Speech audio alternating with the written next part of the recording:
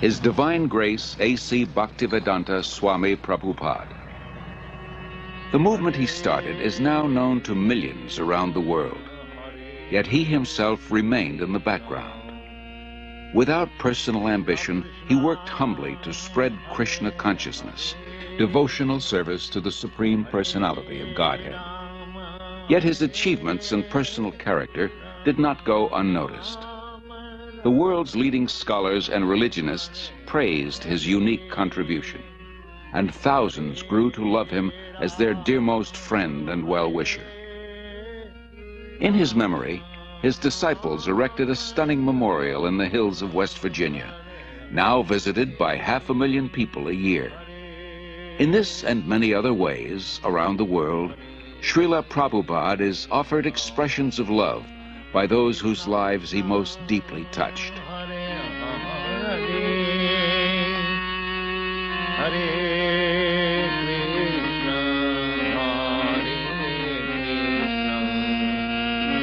Krishna Krishna Hare Hare Hare Rama Hare.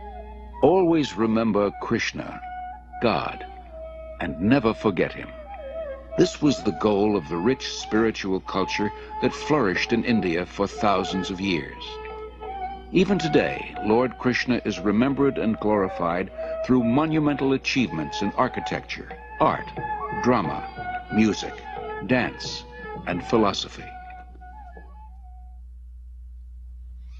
Calcutta, 1896, the capital of India, the crown jewel of the British Empire, an elegant city of wide avenues and spacious parks. It is here that Aboy Charanaravinda Bhaktivedanta Swami is born. A pure devotee of Krishna from birth, Aboy Charan is raised in a well-to-do mercantile family. From infancy, he goes with his father to the Radha Krishna temple, and at age 4, the child spontaneously begins worshipping similar deities in his home. When Aboy Charan hears of Ratha Yatra, a traditional festival in honor of Lord Krishna, it further inspires his natural devotion. With his father's help, every year he holds his own small celebration, drawing the neighborhood children into the festivities. At age 8, Aboy Charan enters the nearby Mati Lal Seal School. After graduation, he attends Scottish Churches College, one of the most respected in Calcutta. At the time, Mahatma Gandhi is organizing his countrymen in a nationwide boycott of everything British. Gandhiism is surging through India, uniting her in a massive non-cooperation movement. Sensitive to British subjugation of India's culture and people, Aboy Charan becomes an early supporter of Gandhi's movement. But 1922 marks a turning point in Aboy Charan's life.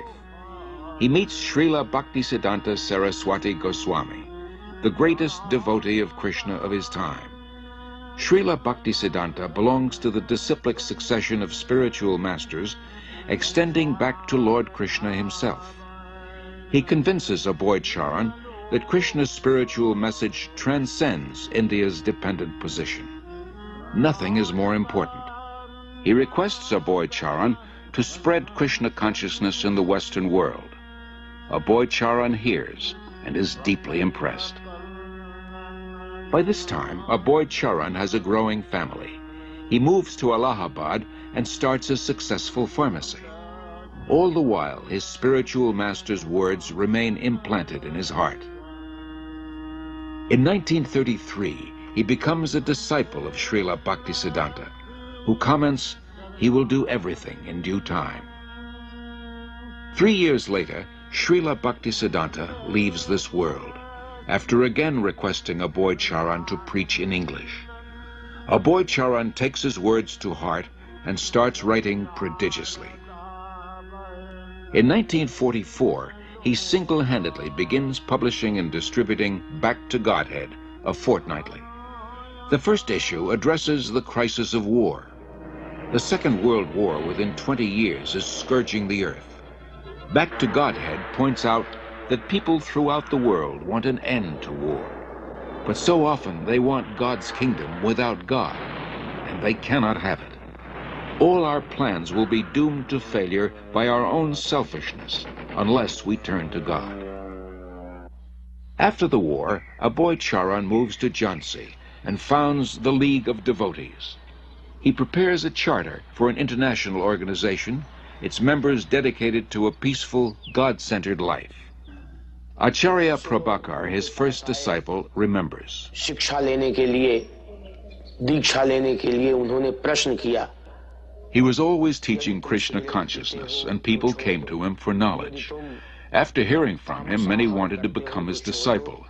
He told them, I can make you my disciple, but first you please chant the names of God and give up cigarettes, meat-eating, illicit sex, and gambling. But few people would agree to give up these habits. Then he said, Indians are imitating the Westerners. I will make disciples in the West. Then when the Indian people see Westerners following religious principles, they will also follow.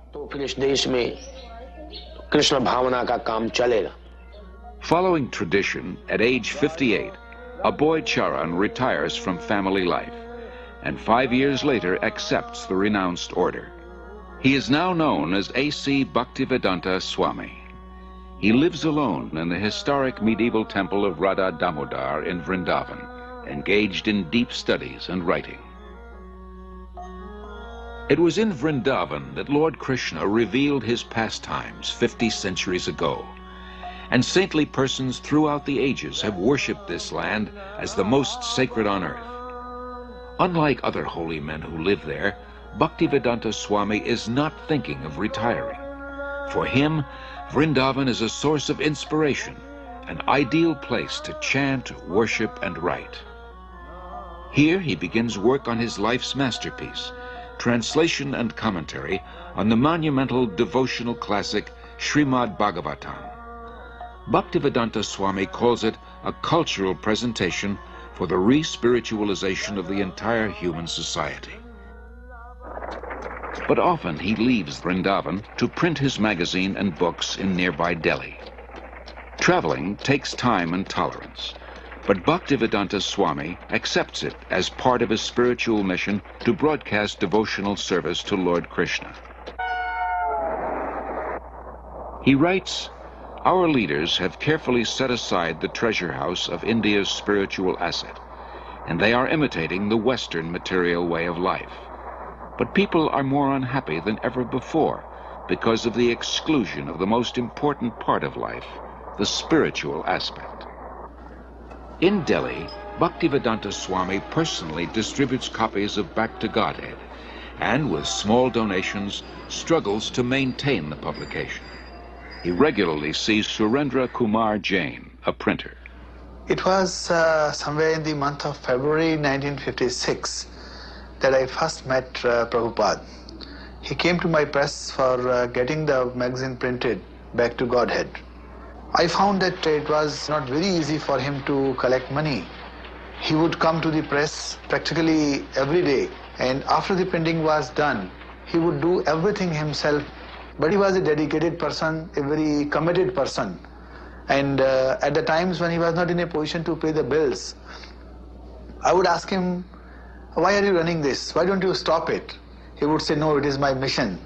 And one day Surendra Kumar, you will see that I will succeed in my mission. By 1964, Bhaktivedanta Swami completes 3 volumes of Srimad Bhagavatam. Prime Minister Lal Bahadur Shastri lauds his accomplishment and recommends his books for placement in India's public libraries. Sumati Morarji, chairman of the Scindia Steamship Company, gives contributions for printing Bhaktivedanta Swami's books and arranges for his passage to America. And he used to come every evening. And one day he said that he would like to go to America. I was surprised. I said, Swamiji, don't go there. You are too old to go, and it will be too cold for you. Still he insisted. So I said, all right. So I made arrangement for him to go by Jaladuta.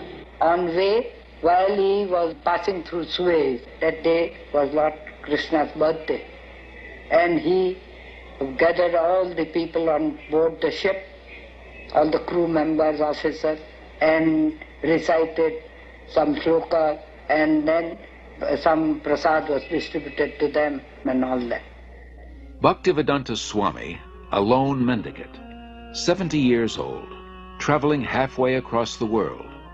His only resources, the message he carries and his unflinching faith. The voyage on the Jaladuta proves a great trial. Bhaktivedanta Swami endures seasickness and then suffers severe chest pains. In 2 days he has 2 heart attacks. If another comes, he thinks he will surely not survive. But gradually he recovers. He writes, "I feel today better, but I am feeling separation from Vrindavan. I have no qualification, but I have taken up the risk just to carry out the order of my spiritual master."